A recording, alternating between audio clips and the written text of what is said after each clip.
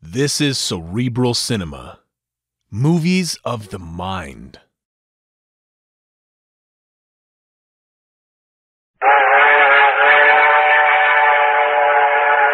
I Love a Mystery. A Carlton E. Morse audio novel featuring Jack, Doc, and Reggie, specialists in crime and adventure. Now following the northwest trail of a missing millionaire, a killer cougar, and the Phantom Castle.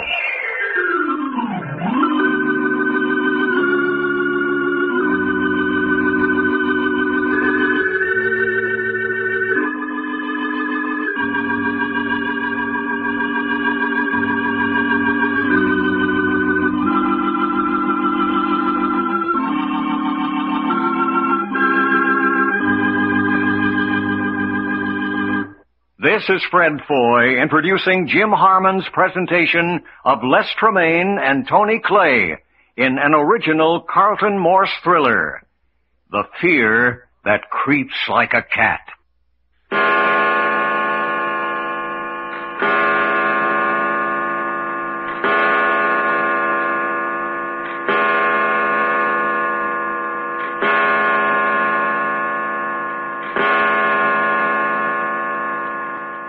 6 o'clock in the morning in the great old castle on a tiny unidentified island somewhere off the west coast of Canada. In just 1 hour, Doc is supposed to participate in the scientific experiment prepared for him by Cooper and Dr. Thorne. The experiment to consist of Doc armed with a knife to battle to the death with a hungry mountain lion in the woods of the mile-square little island. The test is to measure fear in the human being and what it will do to help or hinder in an emergency. Can Doc's fear make him strong and desperate enough to overcome such overpowering odds? Which is the strongest force in the mountain lion, hunger or fear of a human being? That's the test. But at the moment, it appears that the test may never be made. For in their prison chamber, they have knocked Cooper and the guard at the door unconscious and killed his wolf dog, Prometheus. And now they are on the point of creeping forth in an attempt to overpower the rest of Cooper's forces in the castle. Well, come on, Jack. Let's get it going. There's no use barging out there in the hall until we know our objective. Well, that's easy. Our objective is to get off this island quick. Yes, but let's know what we're doing. What we have to do to get away. Well, for one thing, there's 7 or 8 guards to be disposed of. Hey, they won't all be on the job at 6 o'clock in the morning. There'll be enough to give us trouble. Now, first, the guards. Then I think we want to capture Frankie. Who? Cooper's handyman. The fellow that's been slapping us around. But we haven't time for revenge now.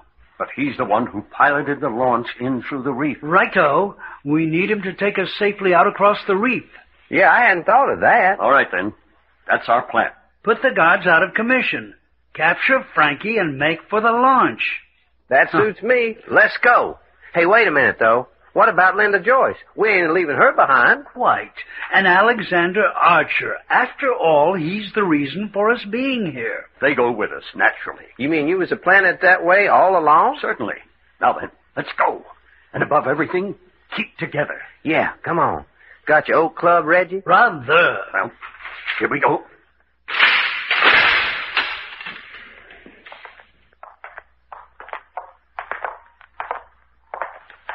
Here.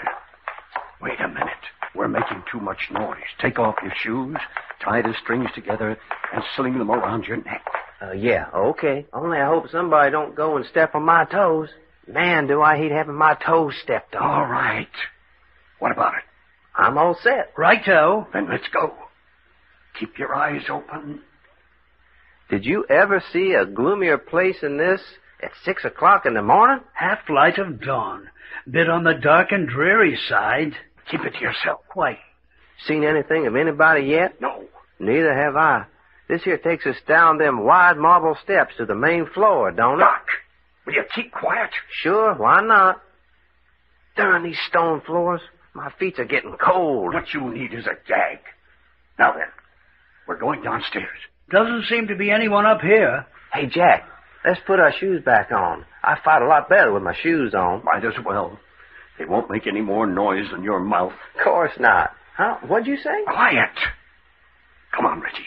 Put your shoes back on. But we'll make such a bally lot of noise. Doesn't seem to matter. Apparently, the only guard on duty was the one we got in front of our door. If that's the way it is, then all we got to do is find Frankie and Linda and Archer. Sure, that's all. Well, it is. Do you know where to start looking for any one of the three? Huh? No, but... Well, come on downstairs and see what we can do about clearing the coast for a quick getaway. You see, we ain't making so much off of no... Jack, Doc, wait. What's the matter, Reggie? Look, down there in the shadow. Well. Doggone. A guard sitting down there with a gun across his knee. Apparently sound asleep. Jack, how about me tiptoeing down there? Nothing of the kind, Doc. I saw him first, and if any one of us goes down after him, I go. One person would have a much better chance of getting down without waking him. Sure. How about me getting started, Jack? I'll go myself and settle the argument. Hey, no. What about it, Doc? Okay, let him go. Only smack him good, Reggie. You think I won't? You got a lot of steps to go down. Take it easy. Righto.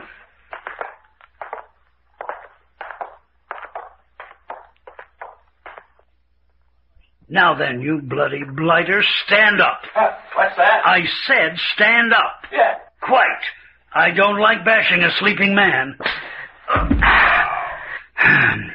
But I don't in the least mind tapping a man on his feet. Reggie, look out! What's the matter, Jack? Get back upstairs here! Get back upstairs! Stop where you are, or I'll shoot. I say. Reggie, are you shot? I slipped and fell. I'm all right. Good boy, Reggie. Good boy, fella. Well, who shot at me? Our friend, Dr. Thorne. Yeah, darn his hide.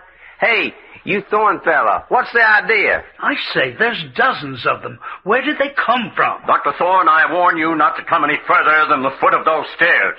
Shall we go up and get them, Doctor? How are you, Frankie, old kid? Now, Frank, I want to talk to them first. How did you men get out of your rooms? By knocking out Cooper and the guard. You mean Cooper entered your room without his wolf dog? Shuckins, we took care of him, too. He's about the deadest wolf dog you ever seen.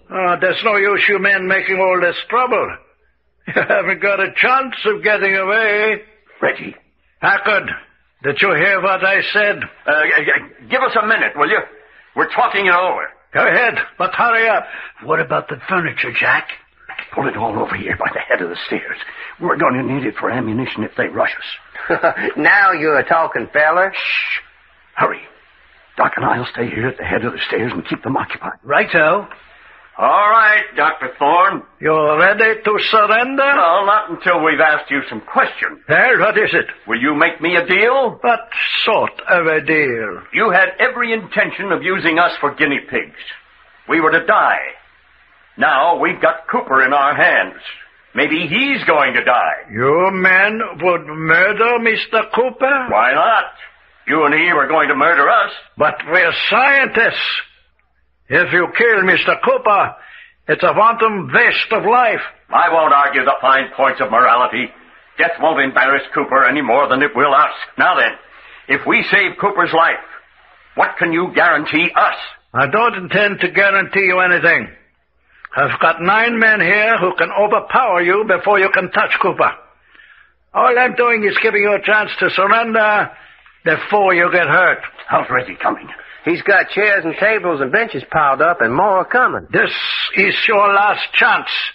What are you going to do? I'm afraid you'll just have to come and get us, Dr. Thorne. Give me your gun, Dr. Thorne. Under no circumstances are these men to be shot, Frank. We want them alive. Yeah, so you can feed us to the mountain lions, I suppose. All right, Frank.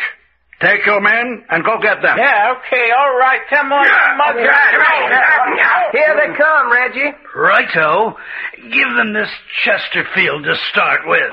Grab a hold, Jack. There, let her go!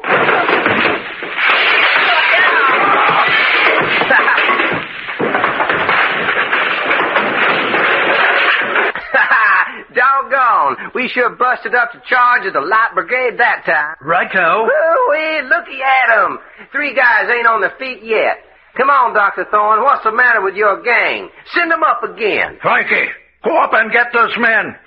With them throwing furniture at us? You heard what I said. Go up and get them. If you give me that gun of yours. Absolutely not. Well, I ain't going up them stairs and have them throw furniture at me. How about the rest of you mugs? Hey, what's the matter down there? You got mutiny on the hands, Dr. Thorne? Now then, gentlemen, up with your hands. Cooper! What's all this nonsense? Dr. Thorne! Mr. Cooper, is that you? Certainly, certainly. I've got these men covered. Come up and get them. Hey, Frank, did you hear that? Go up and get them. Sure. Come on, you mugs. Hey, Jack, are we going to take this? No, get Cooper! I warn you, I'll shoot. Then go ahead and shoot. Get that man, York.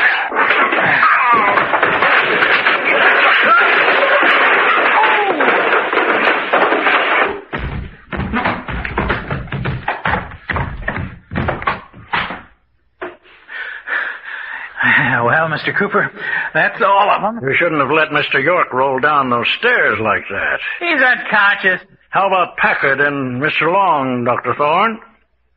No, both unconscious but not badly hurt. Packard's got a cut on the head that will need 3 or 4 stitches. We'll take care of it.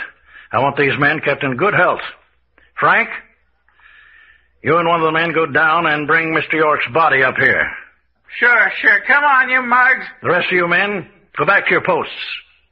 Yes, 3 fine fighting men here, Dr. Thorne. Different than any specimens we've ever had before. Dangerous, very dangerous. They said they knocked you unconscious. Yeah, they did. I recovered. Made the mistake of not tying me up. You certainly saved the situation. That's it. Lay him down over there. Easy with him. That's all. Sure. Come on. What did you find, Dr. Thorne? How was Mr. York? Nothing broken. Good. That's very good. That blow on the head that knocked him unconscious? No, might be a slight concussion, but I doubt it. There's a fine figure of a man, Doctor. A fine figure of a man. Youth. And courage and spirit. Yes. You know, Dr. Thorne, if we can create real fear in that magnificent body, his feats of strength would be prodigious. Prodigious. What about Doc Lorne here? He has just a half hour more until we should begin preparing him for the experiment. Yes, the experiment. Will he be fully recovered by that time? I can get him ready. He'll have his full strength and a clear mind? Positively. Good.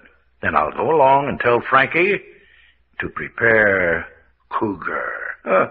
You're using the tawny lioness, aren't you? Yes, gaunt, hungry, viciously hungry.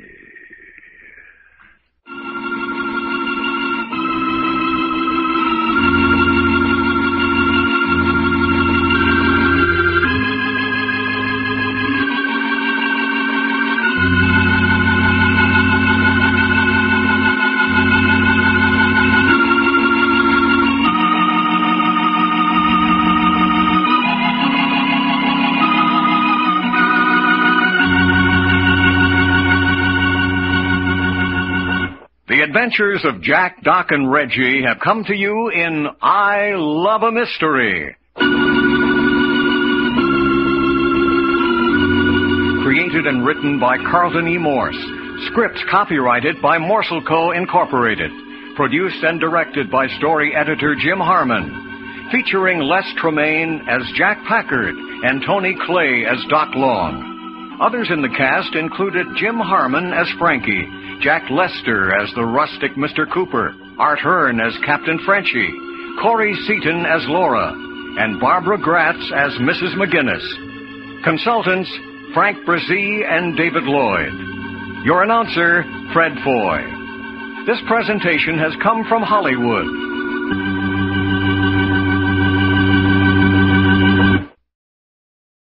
Cerebral Cinema hopes you have enjoyed this movie of the mind.